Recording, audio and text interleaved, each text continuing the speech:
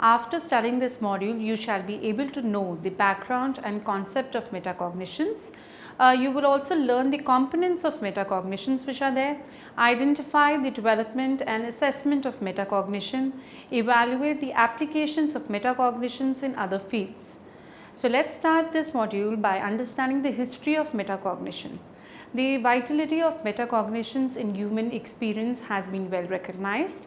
Rise of interest in this area is basically distinctly exhibited with the expansion of research and influence over other disciplines. Even before the inceptions of psychology with an independent discipline identity, the thought over metacognition is still pervaded. The knowledge of oneself as it was perceived earlier by Descartes or Augustine was thought to be unique capacity of disembodied soul. Conversely, the growing body of modern literature viewed metacognition as a unique mental potential sustained by an experience specific to humans. This view strongly endorsed and carried out a considerable appeal. The deliberation over one's own perceptions, memory, thinking led to the early thinkers to believe that there existed a non-physical soul. Also that this embodiment is only specific to humans as animals, evidence also emerging from the fact that other primates such as animals did not have language. The non-dualist also considered it to be a unique cognitive capacity owing to its origin from the evolutionary process. The capacity to self-reflex was viewed to bear a strong adaptive value.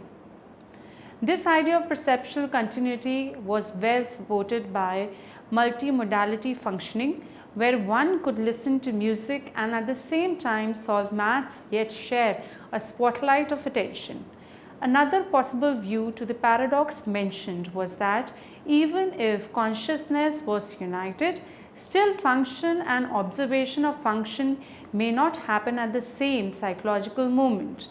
In one moment, the function could occur and in the next, the appraisal may happen, making both the processes independent in time.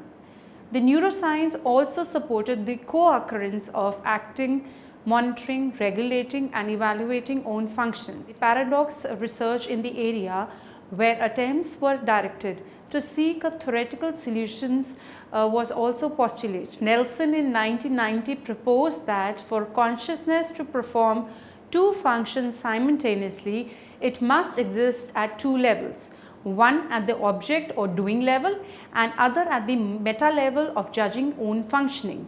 The view was also endorsed and served as the foundation of phenomenon of metacognition. Now let's come to meaning and concept of metacognition. Metacognition basically refers to one's knowledge of own cognitive processes.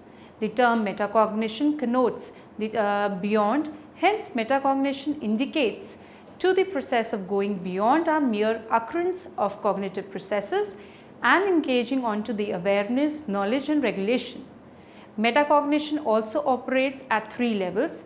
First is the metacognitive knowledge, regulation and experience. Metacognitive knowledge deals with knowing about own cognitive processes and have differentiated from metacognitive skills. The former is based on declarative knowledge acquired through the interactions with the environment, and later is based on procedural knowledge dealing with modes of operations of cognitive activity. Skills differ from knowledge in terms of being action based and knowledge only being awareness of cognitive activity. Conditional knowledge on the other hand is basically metacognitive awarenesses. Similarly, metacognitive regulations relates to control and manipulation of cognitive capacities, and metacognitive experiences refer to current state of cognitive affairs. All the three components prove imperative for higher order thinking. The phenomenon thus go beyond mere thinking and about thinking to monitoring, control and regulation of thought. Expansion of research in this area of metacognition entails rationalizations and evaluations of one's own executive functions, regulating the information processing capacities. Traditionally, under the umbrella of concept of metacognition, various related terms were included, such as metacognitive beliefs, metacognitive awareness, and feeling of knowledge, theory of mind, meta-memory, which confused the distinctiveness of the domain. Some terms elaborated on more general forms of knowledge, whereas others dealt with age-specific processing. Some concepts are purely metacognitive, whereas others are cognitive and metacognitive as well as learning, thinking, and etc. For instance, the idea of self-regulating was considered as secondary concept to metacognitions, whereas other researchers viewed it as subordinate to metacognition. Such kind of paradoxes has led to lack of functional unity in the concept of metacognition. Nelson's view of consciousness operating at object and meta level then provided clarification to the idea. The actual cognitive processes at the meta level, the idea about the state of function level is conveyed to the meta level through series of regulating, monitoring processes, and the feedback from the meta level to the object level is transcended by the control processes.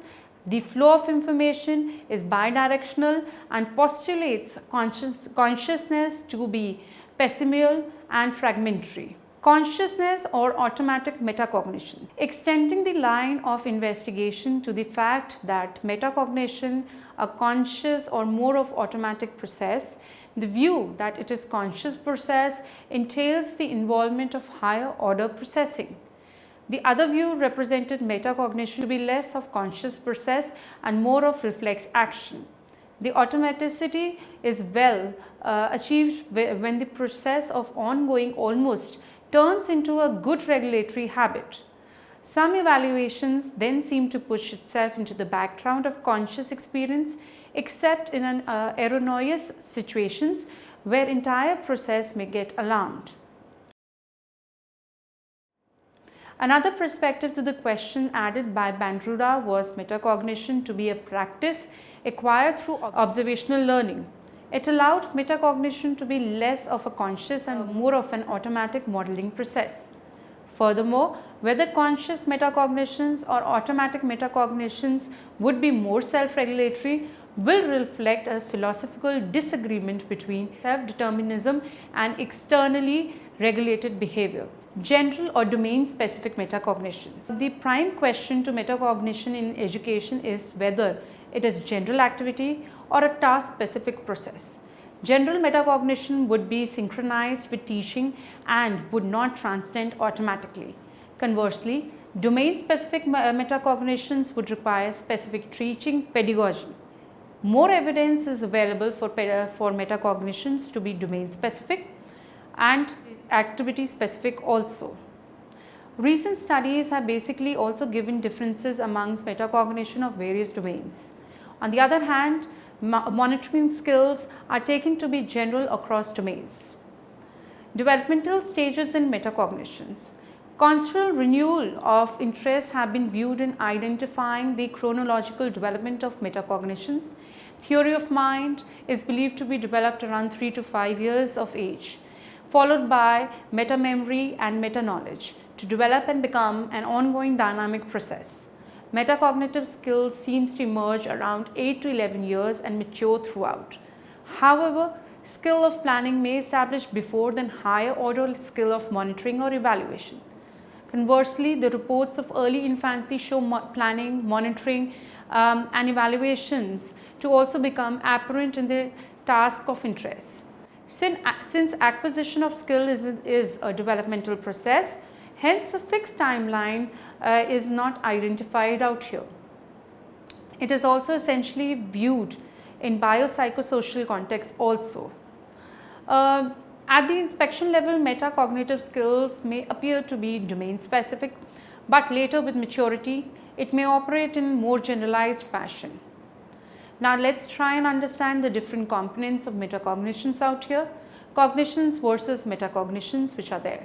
Metacognitions are basically the phenomena has been implicated to refer to series of certain epistemological processes. Generally, it is conceived as a cognition of cognitions, giving it a higher order thinking status. However, if cognitive acts involve perception, thinking, memory, metacognitive acts relate to basically awareness, regulations and control of even one's own events. Flavel in 1978 had defined it as a knowledge that takes as its object to regulate any aspect of any cognitive endeavor. It has also been phrased that ability of an individual to adjust their cognitive activities in order to promote more effective comprehensions. Metacognitions then emerges as an external higher orders spectator to the cognitive process, yet being an internal part of it, which is truly reflected to Comte's paradox. However, proficiencies basically in metacognitions can be defined or compensate for lacks in cognitive components, but high cognitive abilities cannot fulfill the gap of metacognition. Now let's come to metamemory. Metamemory basically refers to the introspective examinations of one's own memory contents, facilitating judgment and discretion. Thus, metamemory is not memory itself, but rather analysis, commentaries, appraisal of the memory index and learning. For instance, when Descartes engaged in famous doubting meditations, musing about how his memories or perceptions could have been fulfilled or could have been different than they were, or how he could have been mistaken about them. He was engaging in metacognitions out here. Such reflections was also highly prone to subjectivity. Since metamemory is primarily judgment and appraisal of the memory index, three basic judgments of form the core of meta-memory research: feeling of knowing judgments, tip of the tongue judgments and judgment of learning. Next is the meta-comprehensions. Meta-comprehensions, similarly, the concept of meta-comprehensions entails cognitive appraisals of one's own comprehension abilities.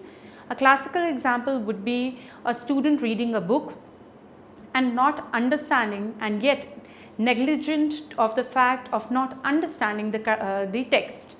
Such lack of insight over the aspect of understanding and learning makes it purely mechanical. The emphasis of meta-comprehension has been particularly on evaluations of one's own reading or speech comprehensions. Many times in the classroom settings, it has been observed that a wide gap between the child's perception of knowing and his actual knowledge is there.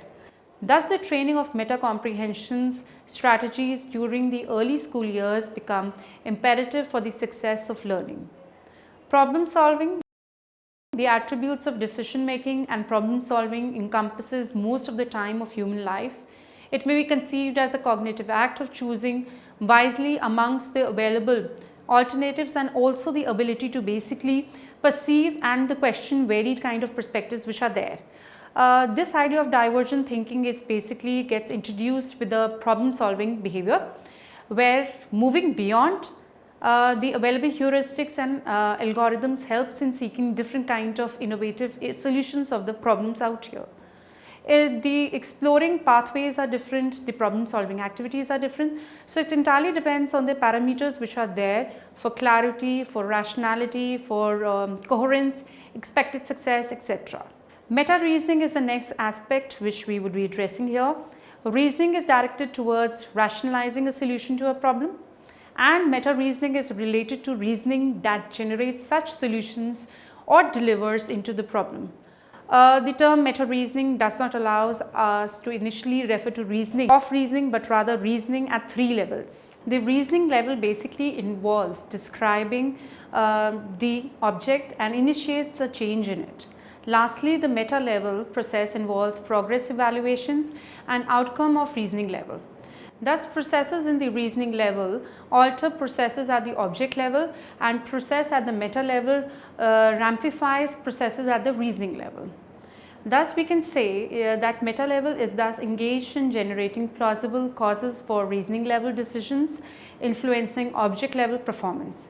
It may also involve itself in attributing causes at object of reasoning level in case of reasoning failure. In totality, the meta-reasoning process will involve notion of self that control its reasoning choices, monitors the products, and finally synergizes the self with the social context. Artificial intelligence, the field entails the study of design of intelligence agents, or developing human-like intelligence in machines and software. John McCarthy in 1955 coined the term and referred it to as the science and engineering of making intelligent machines. Since the time of inception itself, artificial intelligence researchers have been questioning to develop self-knowledge and introspection capacities in machines. On the other hand, McCarthy presented that for a machine to be intelligent, it must adequately declare its knowledge of the world and of itself. When we say that he also correlates the knowledge of one's own knowledge of the world, or the meta-knowledge, and one's own knowledge of oneself and behavior, called the metacognitive knowledge. Nonetheless, both the views have been directed towards making machines intelligent enough so as to reflect and regulate the knowledge of itself or oneself. Assessment of metacognitions. Metacognitions, being a complex mental process, encompasses series of cognitive phenomena, perhaps poses challenge in its evaluations. However, various techniques ranging from behavioral, psychometric or to neuropsychological have been used. Each of these techniques is surfaced with merits and demerits, suggesting no perfect technique, but rather an eclectic approach of assessment depending upon the components measured. For instance, questionnaires could be used to analyze large group at once, but may not yield true responses. Similarly, interviews could have the benefit of personal interactions and understanding of body knowledge or language, but it may not be provide time effective and prone to socially desirable responses. Another method of assessment, which entails analysis of thinking aloud protocols, could be an intrusive method yet subject to investigators' bias. Neuropsychological measures of eye contact, eye movements analysis could yield reliable results but lose on cost effectiveness. Looking at the variations in the metacognitive components to be gauged and then select suitable assessment measures, ensuring least discrepancies amongst the scores and the task performance. With the advent of technology, another vital discretion is to choose among the offline or the online methods of assessment. The offline methods offers pre and post assessment of the task, whereas the online method reflects assessments during the task performance. Application of metacognitive models to other fields. It could be applied in social psychology. Recent developments in social psychology can be traced to the parallel intensifications of cognitive and metacognitive field. Social perceptions and social cognition deals with identifications, interpretations, analysis of other behaviors in social situations. The mental processes of attribution, impression formations, and cognitive fallacies of understanding an individual in social context entails the role of cognition in social world. Abnormal psychology. Sourcing its origin from the cognitive revolutions, the role of metacognitive psychology has been increasingly identified in diagnosis and treatment of the psychological disorders. Woven in the cognitive fabric, metacognition is basically in clinical field, focuses on the awareness of the cognitive set, detached from self and perceived as mental phenomena. Growing body of literature recognizing cognitive deficits such as attention, memory, visual-motor activity, planning, decision making, etc. in psychopathology such as depression, schizophrenia. The unawareness and irregulations of such has fortified metacognitive roots in causation of such disorders. The treatment based on metacognitive training focuses on bringing the cognitive biases and distortions at the forefront of consciousness, perhaps challenge psychosis. In case of learning disabilities, use of metacognitive strategies in enhancing learning and problem solving skills have also been suggested. Educational psychology is another field where metacognition is to be seen or reflected in the concepts such as metacognitive knowledge, division and organization of knowledge. Also designing of educational pedagogy such as which are based on cognitive development, its appraisal has gained newsworthy maturity. The influence of cognitive growth and experiential feedback in education is well reflected in recent pedagogy of computer-based cognitive tutoring, programmed learning, etc. The idea of cognitive psychology, cognitive economy and metacognitive experiences has also been nevertheless absorbed by educationists to internalize the notions of cognitive capacity and functioning in learning. The research in the area of learning, meta-memory, meta-reasoning has recently moved to a step ahead from the labs to the school settings. The idea of translational educational science, where changes in education modalities resulting from research in the same and allied areas such as cognitive psychology and metacognition, has been a contemporary breakthrough from pedagogical rigidity.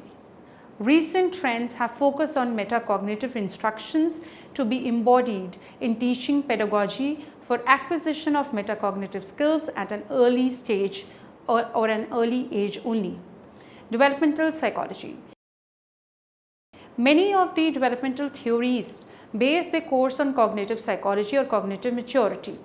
The landmarking conventional theories such as Piaget's cognitive developmental and Vygotsky's moral developmental have been viewed physical development in the context of cognitive growth.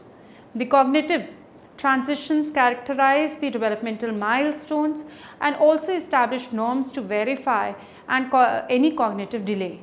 Social interactions are believed to depict any important influence on the development of metacognitive process. Interpsychological development basically also gives a very important factor out here. Initially, the significant others led as proactive guide to the child. Later, the child becomes active and the parents invigilate and correct the child's behavior. Finally, the child takes the lead and the parents emerge as supportive and sympathetic spectators. The theory of mind has also reflected the influence as the ability of the child and understand own and cognition of others. Cognitive neuroscience. The term cognitive neuroscience was first suggested by George Miller in late 1970s. The field basically entails understanding the biological underpinnings of cognitive faculties and its self-regulation. It attempts to assess the role of brain in regulations of cognitive and metacognitive functions. The domain also exhibits to explain cognitive science with evidence of neuropsychology. It stands as an interaction between neuroscience and cognitive science. It basically attempts to explore the neurobiological roots of metacognitive functions. Now, till now what we have done, let's understand in a form of a summary what all we had covered in this module. Metacognition can be conceived as higher order cognitions of cognition. It entails awareness, evaluations and management of own cognitions. The development of metacognition should be viewed in the biosocial context. Various psychometric and neurological methods such as MRI, PET scans, etc. are used for assessment of metacognitions. There are various components of metacognitions such as meta-memory, metacomprehensions, problem solving, meta-reasoning, artificial intelligence, etc., which we had discussed in detail. And it is also the influence of metacognition that can be well observed with the fields which are also using metacognitions like social psychology, abnormal psychology, cognitive neuroscience and educational psychology. We had also discussed about each and every level at which these different fields are using metacognitions in their interactive basis.